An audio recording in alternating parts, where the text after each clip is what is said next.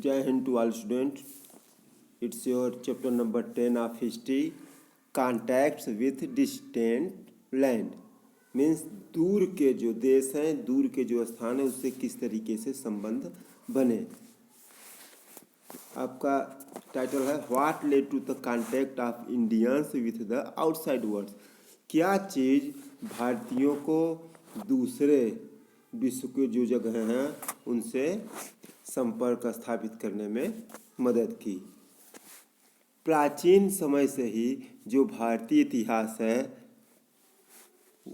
उसने लगातार भारतीय लोगों का संपर्क बाहर के दूर के ज़मीन से या दूर के जगहों से बना हुआ बताया है, मतलब इनका संबंध था।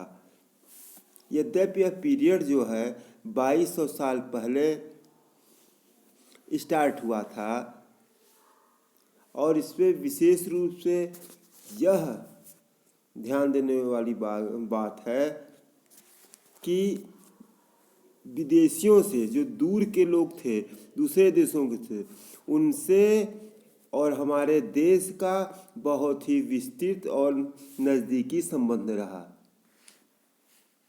ये जो संबंध थे इन्होंने सांस्कृतिक संपन्नता के साथ साथ आर्थिक संपन्नता भी प्रदान की। इस तरीके की जो स्थिति बनी, यह स्थिति इसलिए संभव हुई, उसके मुख्य कारण या मुख्य फैक्टर्स निम्नलिखित थे। पहला, जो भारतीय विजय थी वह बहुत सारे मध्य एशिया के ट्राइब्स द्वारा की गई। उसके अलावा बुद्ध जो धर्म का प्रचार था वो मध्य और साउथ ईस्ट एशिया के देशों में हुआ, उससे आना जाना लगा रहा, उससे संबंध बने। थर्ड, जो बाहरी व्यापार था रोमन एम्पायर के साथ और साउथ ईस्ट एशियन देशों के साथ, उसके कारण। Now your heading conquerors from distance lands north western and western India, मतलब विदेशी जो लोग आक्रमणकारी आए उनके विषय में हम देखेंगे। 200 BC में भारत ने बहुत सारे आक्रमण सहे नॉर्थ वेस्ट डायरेक्शन से, नॉर्थ वेस्ट दिशा से। लोग जो भारत में आक्रमणकारी बन के आए वो थे इंडो ग्रीक, साक्स, पार्सियन और कुषाण। जो विदेशी शासक थे वह बहुत लंबे समय तक स्वभाव से विदेशी नहीं रह गए। जो विदेशी डायनेस्टीज थी, वंश थे और जो ट्राइब्स थे वो केवल अपना धर्म और अपनी ही भाषा नहीं रख पाए, वो तत्परता से रेडिली जल्दी से उन्होंने भारतीय संस्कृति और परंपराओं को भी अपनाया। उन्होंने भारतीय संस्कृति को प्रश्रय दिया और भारतीय जो धर्म थे, जो भाषा थी, जो व्यापार था, उसमें बहुत अच्छा योगदान दिया इसको संपन्न बनाने में। और समय के साथ साथ जो उनकी विरासत थी वह भारतीय संस्कृति के एक अभिन्न अंग बन गई। अब देखेंगे इंडो ग्रीक के बारे में। The north western frontier of India had, मतलब जो नॉर्थ वेस्टर्न सीमा है भारतीय की, वह सदैव भारतीय लोगों की विदेशी आक्रमण से उसने सुरक्षा प्रदान किया। लेकिन बहुत सारे पासेज होने के कारण, पासेज में दर्रे जो दो पहाड़ियों के बीच में से रास्ते होते हैं, वो पर्वत श्रृंखलाओं में थे। अब लोग जो मध्य एशिया के थे वे नॉर्थ वेस्टर्न साइड में भारत के इसी द्वारा आते जाते थे। यद्यपि जब स्ट्रांग रूलर सशक्त राजा राज किया करता था इन क्षेत्रों में, तो ये पास जो थे वे बहुत अच्छी तरीके से सुरक्षा प्रदान करते थे।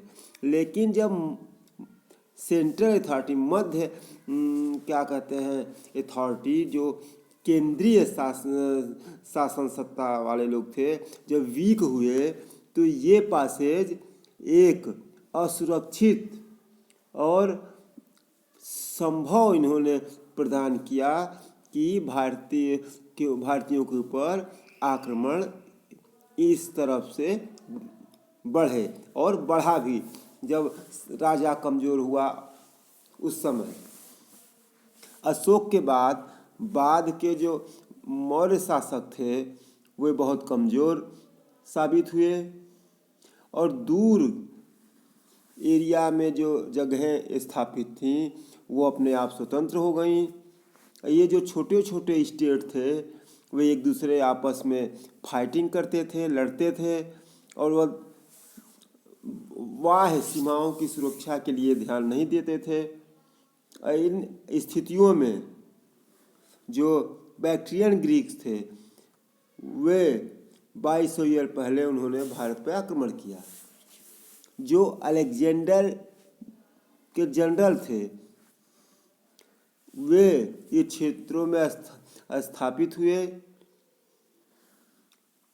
और यह जो क्षेत्र था वो ईरान एंड अफगानिस्तान के लोग थे जो बैक्ट्रिया के नाम से the Greek of this region, Greek लोग थे जो बैक्ट्रिया के नाम से इस क्षेत्र में जाने जाते थे, इसलिए उनको बैक्टीरियन ग्रीक्स कहते हैं या इंडो ग्रीक कहते हैं। एक जो उनका शासक था जिसका नाम डेमेट्रियस सेकेंड था, उसने इंडिया पर आक्रमण किया और उसने अपने क्षेत्र को काबुल से पंजाब तक, उसमें गंधार भी शामिल था, वहाँ तक बढ़ाया। यद्यपि जो महान इंडो ग्रीक रूलर था वह मेनांडर था, जिसको मिलिंडा बुद्धिस्ट लिटरेचर में बताया गया है। वह अपने न्यायप्रियता के लिए बहुत अधिक प्रसिद्ध था, बहुत अच्छा वह न्याय प्रदान किया करता था। जो इंडो ग्रीस का एक बहुत महत्वपूर्ण योगदान था भारतीय इतिहास में, वह यह था कि जो बहुत अधिक संख्या में क्वाइंस उन्होंने इशू किया, चलवाया। इंडो ग्रीक जो थे वो सबसे पहले शासक थे भारत में जिन्होंने क्वाइन चलाई। वह एक बहुत ही गुण था राजा का, या बहुत ही विशेषता थी उनकी। यह उस समय संभव नहीं था जब पंच मार्केट क्वाइंस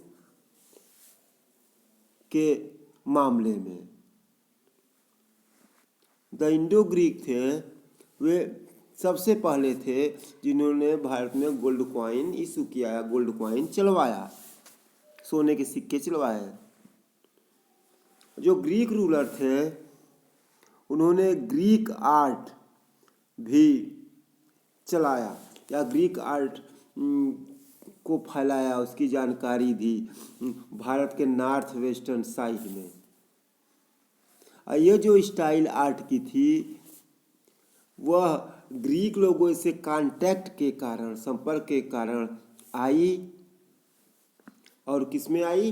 जो ग्रीक लोग नहीं थे उनमें, जिन्होंने जो कि बाहर से आए थे। और यही चीज़ Gandhara school of art in India में फेमस हुई, भारत में गंधार स्कूल ऑफ आर्ट के नाम से प्रसिद्ध हुई। द शाक्स, जो शाक लोग थे, अपर डिकेन में 200 AD तक इन्होंने शासन लगातार किया।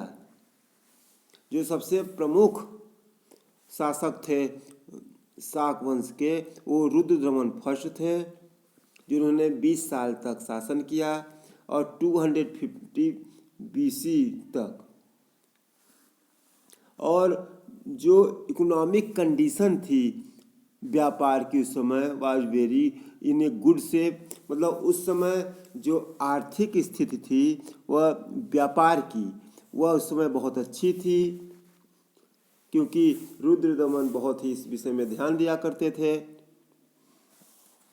और यह भी संकेत मिलता है कि बहुत अधिक मात्रा में सिल्वर कॉइन्स गुजरात और सिंध एरिया में मिली हैं। इसका मतलब ये उस समय सिल्वर कॉइन्स चला करती थी और उनका जो नियंत्रण था, जहाँ तक उनका राज फैला हुआ था, वो कोंकण, नर्मदा वैली तक, मालवा और काठियावाड़ तक था।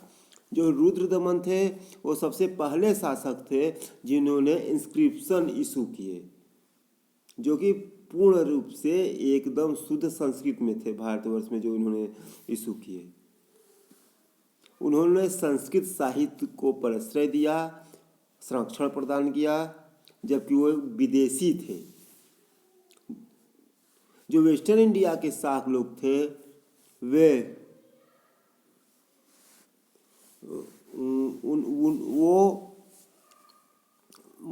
उनको डिफीट किया चंद्रगुप्त विक्रमादित्य ने, जो गुप्ता डायनेस्टी के थे।